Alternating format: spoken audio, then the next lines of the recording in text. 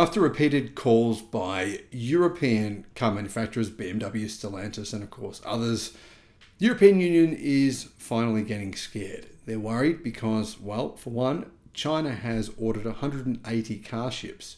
Only one of the 181 car ships being built worldwide is not being built for China. The other 180 are being made for China. 6 are being made for BYD alone. And China is planning to dump millions of cars because it has millions of cars that it doesn't need, that it's basically its citizens don't want. The European Union is all of a sudden going, holy hell, look what's about to happen. And they are planning on changing their minds, planning on applying maybe a similar tax to what the US has put on China, kind of like a chicken tax. Now, we all said Trump was crazy. I didn't say it, but he has done some crazy things, to be fair.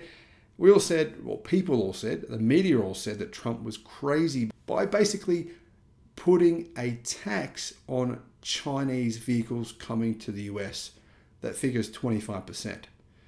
But I believe it has possibly saved America. And the truth is here, it hasn't been repealed. It could have pretty easily been repealed by the current government in the US. They've chosen not to do so. The European Union looks like they will follow suit in order to save their most important economic industry. Hello, my friends. Welcome to the channel. It's great to see you. Thank you for tuning in. I'm Sam Evans. You're watching the Electric Viking. I'll be at the Electric Car Show on the 23rd of September at 1 p.m. on Saturday in Melbourne. Would love to see you. If you don't have a ticket yet, send me an email and I'll send you a free ticket. By the way, to those of you who have emailed me already, I'll give you those codes soon. The European Union is considering a tariff to stop a Chinese EV invasion. Not just a Chinese EV invasion, by the way, it's a Chinese car invasion because it's not just EVs in China. We're talking BMW. This is an interesting dilemma. BMW cars now, Mercedes, BMW, Audi, Volkswagen, Nissan, Toyota. Many companies are saying, well, our sales in China are falling. This is our biggest car market in the world. What are we going to do with those cars? Well, we'll just ship them outside of China. They're cheap to make here. We'll ship them out to Europe. And Europe's going, whoa. Not only are we losing our own automotive industry, possibly to Chinese brands, we're losing it to our own brands. I mean, that's what's happening. That's the real problem. So the market is making this sound like this is the Chinese brands themselves, but it's not. It's their own brands as well. Some EU regulators and car executives say Chinese EVs flooding global markets are priced artificially low through state subsidies. Now, this is an interesting idea here. And I'm going to first, a lot of people don't really understand the automotive industry. Now, when the European Union says state subsidies, well, first of all, of course, the Chinese government owns SAIC. It owns a number of companies, car companies in China. So we can't get away from that fact. But the reality is here that every single country that has a car brand subsidizes that car brand. There has never been a car brand in the history of mankind that hasn't received massive subsidies from its own government. Now, if you know of one, I would be willing to, run 50 kilometers up a mountain if you can prove me wrong on that fact, because I don't think anyone can prove what I just said is incorrect. So this idea the European Union has somehow magically overnight discovered subsidies coming from the Chinese government to artificially discount the price of EVs is, well, it's ludicrous because every automotive industry in the world is sponsored, subsidized by its own government. This is the standard practice. Germany, for one, invests many, many billions of dollars into its automotive industry from its government every single year. Now, does it get a payback on that? Of course it does. However, is China doing the same thing?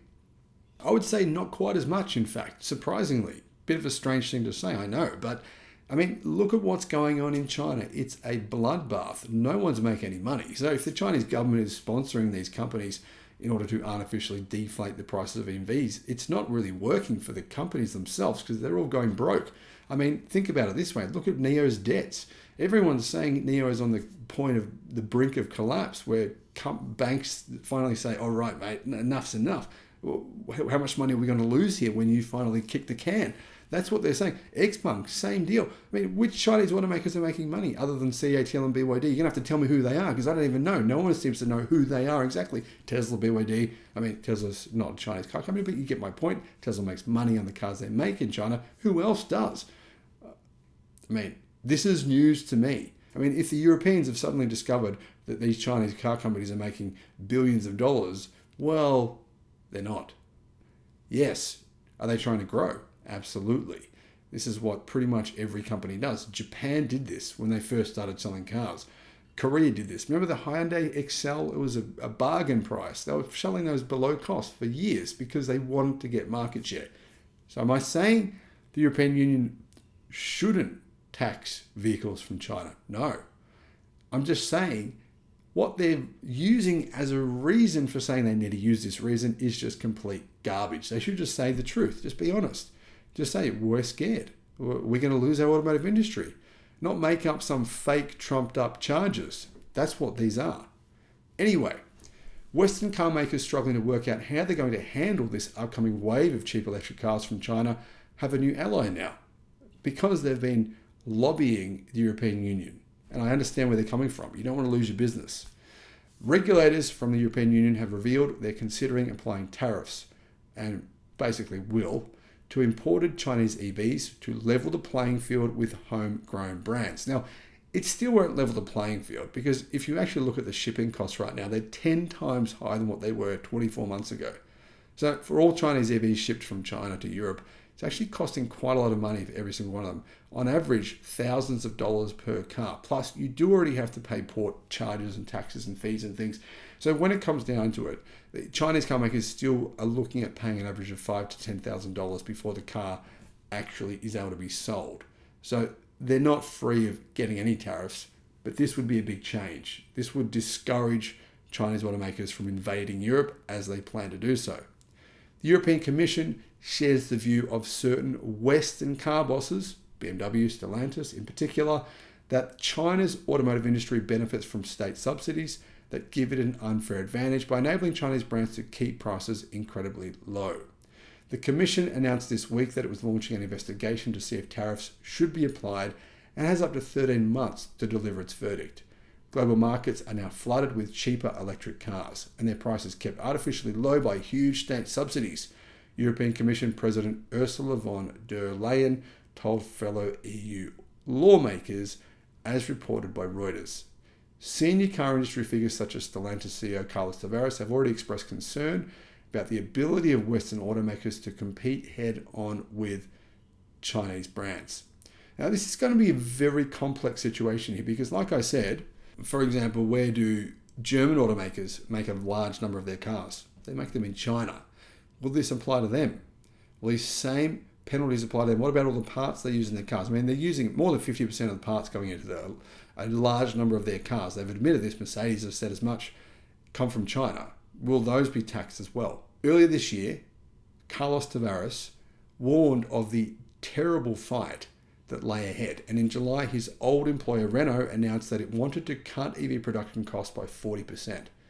The EU claims Chinese EVs now account for 8% of the European EV market, a figure that could double by 2025 or potentially earlier than that.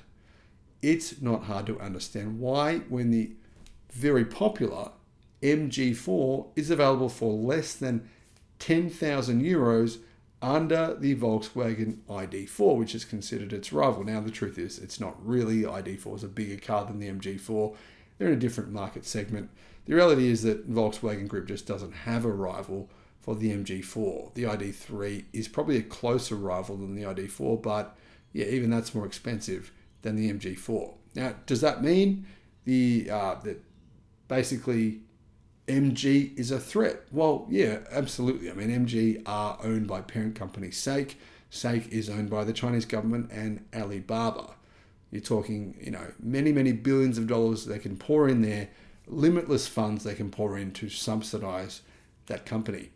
By the way, they've just unveiled a new electric pickup truck, a new electric ute, which looks amazing, and it's due to arrive next year. That will disrupt massive numbers of vehicle sales coming into many countries such as Southeast Asia, Australia, New Zealand, places where right-hand drive electric vehicles are popular. Commercial electric vehicles are pouring out of the company as well. The threat is bigger in Europe than in the United States, far bigger.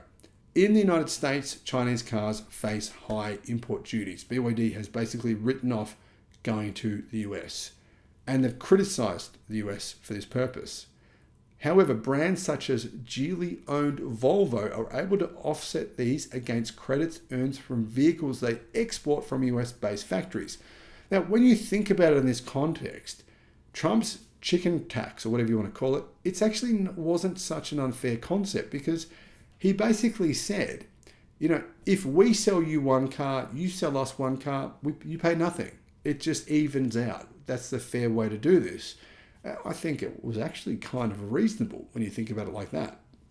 Europe is mindful, though, of how its own solar industry was wiped out a decade ago by cheap solar panels coming in from China. But at the same time, some in the automotive industry think the EU needs to tread carefully in case of retaliation by Chinese authorities. Now, the Chinese could hit back real hard. This is a very, very dangerous tightrope for Europe to walk, because Volkswagen, where does 50% of its... I'm not talking Volkswagen the brand, by the way. I'm talking the entire group. I mean, Porsche, Audi, Skoda, Seat. You get the point here. 50% of their profits, 40% of their sales worldwide come from China. So if the Chinese government say, well, screw you, they could basically retaliate in a way that would really damage the European Union. If they really wanted to, they could take away all of the Western car makers' factories. That would cause a huge amount of damage. I mean, think about it this way. China doesn't really need Europe. If you look at it like this, if the Chinese government went and said, okay, you've done this to us, we're going to do it back to you, right? Who would that hurt more? Because the Chinese car market is twice the size of the European car market. It's 28 million cars. Around 15 million cars is the European car market. And I mean, China doesn't have anywhere near the percentage of car sales in Europe that Europe has in China. This is a very, very dangerous situation for Europe here. And what are they going to do here? Because, I mean, they are stuck between a rock and a hard place. The reality here is that the Chinese are simply making better electric cars. They've been doing it for many, many years. They've got many companies doing it, competing against each other, making better products, innovating faster, moving quickly. And Europe can't compete with that. But at the same time, Europe needs China. And that's exactly what the CEO of Mercedes-Benz said. We are screwed without China. That's what he said. So if even he thinks that, well, maybe that's something that the European Union I kind of have to consider.